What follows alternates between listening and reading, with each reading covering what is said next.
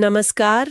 आज हम एक ऐसे देश पर थोड़ी गहराई से बात करने जा रहे हैं जो अपनी खास पहचान मतलब विशाल तेल भंडारों और आजकल जो सामाजिक आर्थिक बदलाव हो रहे हैं उनकी वजह से अक्सर चर्चा में रहता है सऊदी अरब।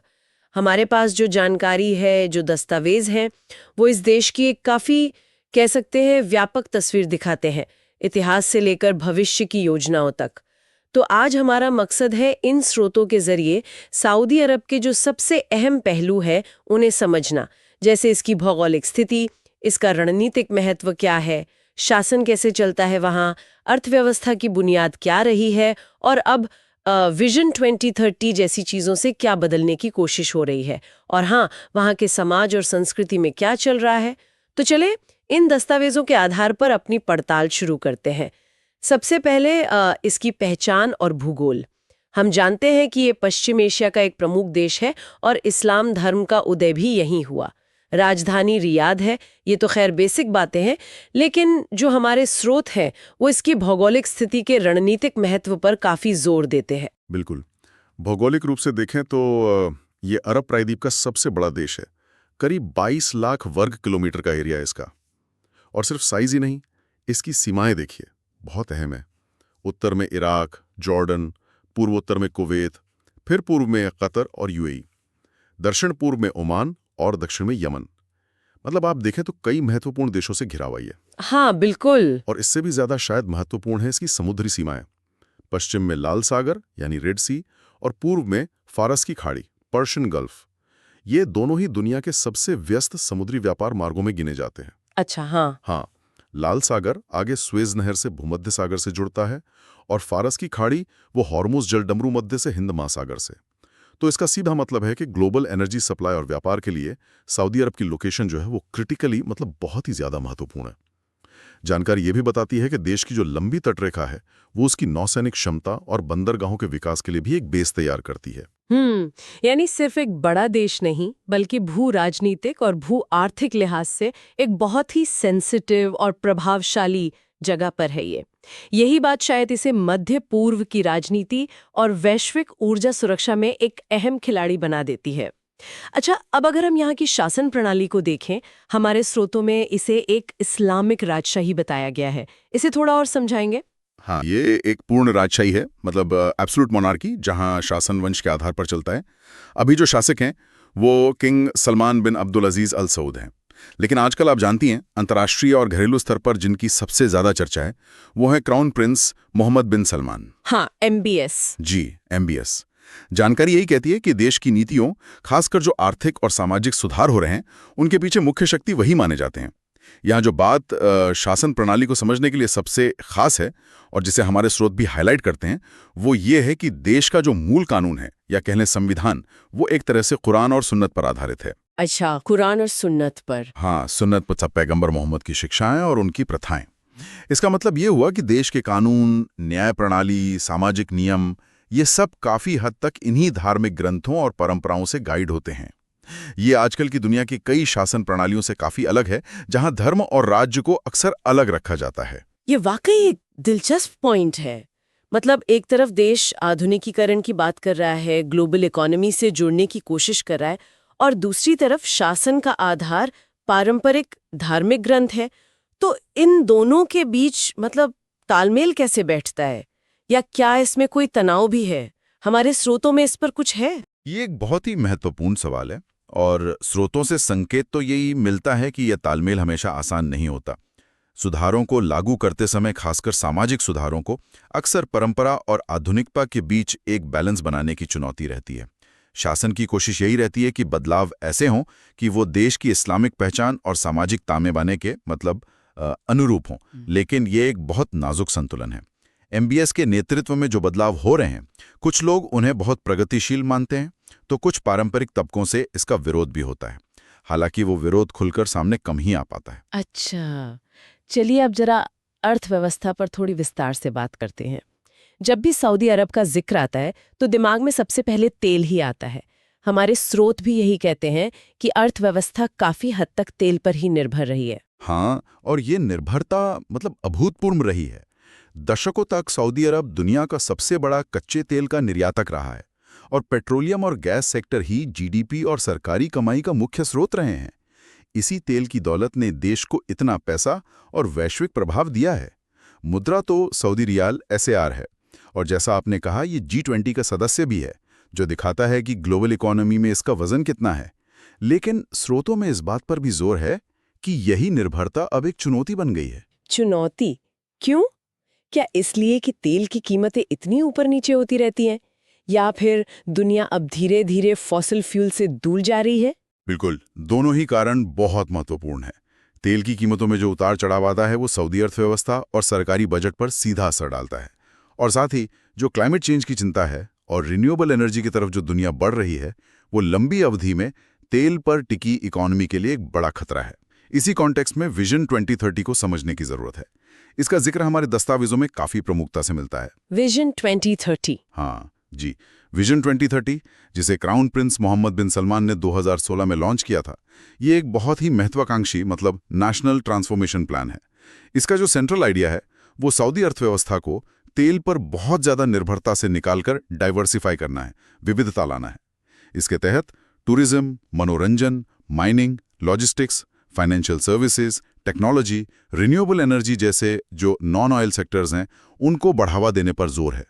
और ये सिर्फ आर्थिक योजना नहीं है, बल्कि ये सामाजिक और सांस्कृतिक बदलाव का भी एक तरह से खाका है। और इसी विजन 2030 के तहत न्योम जैसे बड़े प्रोजेक्ट्स की बात होती है ना? हमारे स्रोतों में न्योम का जिक्र एक भविष्य के शहर के तौर पर होता है। बिल्कुल, न्योम शायद विजन 2030 का सबसे ज्यादा चर्चित और सबसे महत्वाकांक्षी हिस्सा है। ये उत्तर पश्चिमी सऊदी अरब में लाल सागर के तट पर करीब 26,500 वर्ग किलोमीटर के क्षेत्र में बनाया जा रहा एक मेगा प्रोजेक्ट है।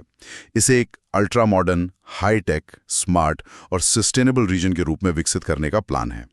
दस्तावेज बताते हैं कि यहाँ सब कुछ फ्यूचर टेक्नोलॉजी पर बेस्ड होगा।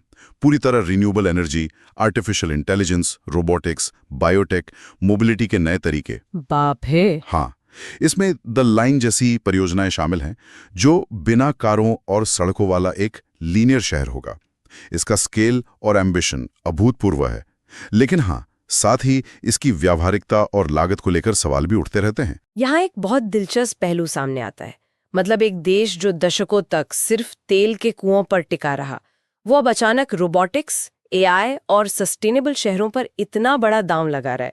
ये बदलाव की जो स्पीड है और जो डायरेक्शन है, दोनों ही थोड़े चौंकाने वाली लगती हैं। लेकिन क्या ये बदलाव सिर्फ अर्थव्यवस्था तक ही है, या समाज और संस्कृति पर भी इसका असर दिख रहा है? हमारे स्रोत इस बारे में क्या बताते हैं? समाज और संस्कृति पर भी बहुत महत्वपूर्ण असर दिख रहा है, और ये भी विजन 2030 का ही एक हिस्सा है, कह सकते हैं। जैसा हमने पहले बात की, इस्लाम यहाँ जीवन का केंद्र है। लगभग पूरी आबादी मुस्लिम है, और सुन्नी इस्लाम की जो वहाबी विचारधारा है, उसका पारंपरिक रूप से काफी प्रभाव रहा है। ये विचारधारा जीवन के कई पहलुओं पर थोड़े सख्त नियमों पर जोर देती है। पारंपरिक पहनावा, जैसे पुरुषों के लिए थौब और महिलाओं के लिए अबाया, वो आज भी आम है।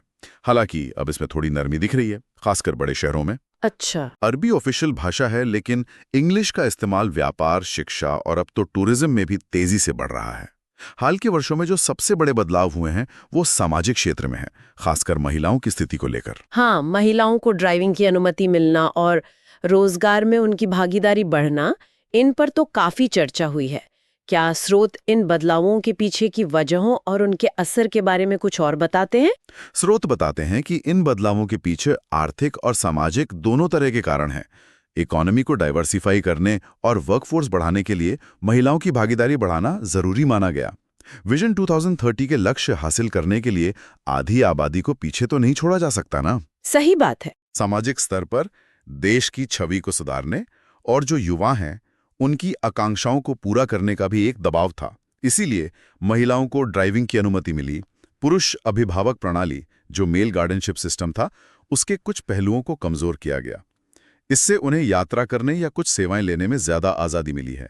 उन्हें स्पोर्ट्स इवेंट्स में शामिल होने और मनोरंजन के ज्यादा अवसर मिले हैं। वर्कफोर्स में उनकी हिस्सेदारी बढ़ी है, और 2019 में पहली बार टूरिस्ट वीजा जारी करना भी एक बड़ा कदम था। ये दिखाता है कि देश अब सिर्फ धार्मिक यात्राओं के लिए नहीं, बल्कि सामान्य टूरिज्म के लिए भी खुल रहा है। लेकिन क्या ये बदलाव समाज में आसानी से स्वीकार किए जा रहे हैं? मतलब क्या परंपरा और आधुनिकता के बीच कोई टकराव जैसी स्थिति नहीं है? टकराव तो है, हालांकि ये शायद सतह पर ज्यादा दिखाई नहीं देता। दस्तावेज इशारा करते हैं कि जहां युवा पीढ़ी और शहरी आबादी इन बदलावों का स्वागत कर रही है, वहीं समाज का एक रूढ़िवादी तबका भी है जो इन बदलावों को शायद बहुत तेजी से या पश्चिमीकरण के प्रभाव के रूप में देखता है। सरकार को इन दोनों के बीच संतुलन बनाना पड़ता है, और ये भी ध्यान रखना जरूरी है कि सामाजिक स्वतंत्रता बढ़ने के साथ साथ जो राजनीतिक असहमति है या मानवाधिकारों को लेकर आवाज उठाने की गुंजाइश है, वो अभी भी बहुत सीमित बताई जाती है। सुधारों के साथ साथ नियंत्रण भी मजबूत है। ये एक जटिल तस्वीर है। एक तरफ सामाजिक खुलापन और आर्थिक आधुनिकीकरण की कोशिशें, दूसरी तरफ पारंपरिक मूल्यों और राजनीतिक नियंत्रण को बनाए रखने का प्रयास। अब जरा उन जगहों की बात करते हैं जिनका सऊदी अरब के जिक्र में खास महत्व है, खासकर जो पवित्र शहर हैं। निश्चित रूप से सऊदी अरब की पहचान इस्लाम के दो सबसे पवित्र शहरों मक्का और मदीना से बहुत गहराई से जुड़ी हुई है। मक्का, जहां काबा है, वो इस्लाम का सबसे पवित्र स्थल है। दुनिया भर के मुसलमान नमाज पढ़ते समय इसी तरफ मुंह करते हैं, और हर साल लाखों मुसलमान यहां हज करने आते हैं, जो इस्लाम के 5 स्तंभों में से एक है, और ये दुनिया की सबसे बड़ी सालाना धार्मिक सभाओं में से एक होती है। हाँ, बिल्कुल। इन तीर्थयात्रियों की मेजबानी करना सऊदी सरकार के लिए एक बहुत बड़ी जिम्मेदारी और सम्मान की बात मानी जाती है। फिर मदीना है, इस्लाम का दूसरा सबसे पवित्र शहर। यहाँ पैगंबर मोहम्मद की मस्जिद और उनका मकबरा है। ये शहर भी दुनिया भर के करोड़ों मुसलमानों के लिए गहरी श्रद्धा का केंद्र है। इन दोनों शहरों का मैनेजमेंट और यहाँ आने वाले लाखों लोगों की व्यवस्था करना ये एक बहुत बड़ा लॉजिस्टिकल और एडमिनिस्ट्रेटिव काम है, और ये सऊदी अरब की पहचान का एक अटूट हिस्सा है। सही। इन धार्मिक केंद्रों के अलावा राजधानी रियाद वो देश का धड़कता हुआ दिल है। ये एक विशाल आधुनिक महानगर है, राजनीतिक, प्रशासनिक, आर्थिक गतिविधियों का सेंटर। यहाँ गगनचुंबी इमारतें हैं, शॉपिंग मॉल्स हैं, यूनिवर्सिटीज हैं, एक बढ़ता हुआ व्यापारिक समुदाय है। ये पुराने और नए सऊदी अरब का एक मिश्रण दिखाता है। और फिर नियोम है, जो भविष्य की महत्वाकांक्षाओं का प्रतीक है, हालांकि अभी वो बनने के शुरुआती दौर में ही है। तो अगर हम इस पूरी चर्चा को समेटें, तो हमारे सामने जो दस्तावेज थे, उनसे सऊदी अरब की एक काफी बहुआयामी तस्वीर उभरती है। एक तरफ इसकी गहरी धार्मिक जड़ें हैं, इस्लाम के केंद्र के रूप में इसकी वैश्विक भूमिका है। दूसरी तरफ विशाल भूगोल और रणनीतिक स्थिति इसे भू राजनीति में अहमियत देती है। शासन प्रणाली परंपरागत राजशाही और इस्लामी कानूनों पर आधारित है, लेकिन अब उसमें क्राउन प्रिंस MBS के नेतृत्व में बड़े बदलाव लाने की कोशिश हो रही है। बिल्कुल। और अर्थव्यवस्था, जो दशकों तक तेल पर निर्भर थी, अब विजन 2030 के जरिए विविधता लाने के एक बहुत महत्वाकांक्षी रास्ते पर है। इसमें नियोम जैसे भविष्यवादी प्रोजेक्ट्स शामिल हैं। इसके साथ ही समाज में भी परिवर्तन दिख रहे हैं। महिलाओं को ज्यादा अधिकार मिल रहे हैं, मनोरंजन और पर्यटन को बढ़ावा दिया जा रहा है। लेकिन ये सब पारंपरिक सामाजिक संरचना और राजनीतिक नियंत्रण के दायरे में हो रहा है। तो इन सब का मतलब क्या निकलता है? ये सब यही दिखाता है कि सऊदी अरब एक बड़े परिवर्तन के दौर से गुजर रहा है। ये एक ऐसी कोशिश है जिसमें एक देश अपनी ऐतिहासिक और धार्मिक पहचान को बनाए रखते हुए 21वीं सदी की जो आर्थिक और सामाजिक सच्चाइयां हैं, उनके साथ तालमेल बिठाने का प्रयास कर रहा है। और ये कोशिश सिर्फ अंदरूनी नहीं है, बल्कि वैश्विक मंच पर अपनी छवि और भूमिका को भी नए सिरे से परिभाषित करने की कोशिश है। और यहीं से एक विचारणीय प्रश्न उठता है जिस पर शायद हमें गौर करना चाहिए। ये प्रश्न इन स्रोतों के विश्लेषण से ही उभरता है कि भविष्य में सऊदी अरब अपनी सदियों पुरानी और गहरी धार्मिक सांस्कृतिक पहचान और दूसरी तरफ आधुनिकीकरण, आर्थिक विविधीकरण और बढ़ते सामाजिक खुलेपन की महत्वाकांक्षाओं के बीच संतुलन कैसे साधेगा। क्या ये दोनों धाराएं शांतिपूर्वक साथ चल सकती हैं, या इनमें जो अंतर्निहित तनाव है वो बढ़ेगा? ये देखना वाकई दिलचस्प होगा कि आने वाले वर्षों और दशकों में ये देश इस जटिल संतुलन को कैसे निभाता है।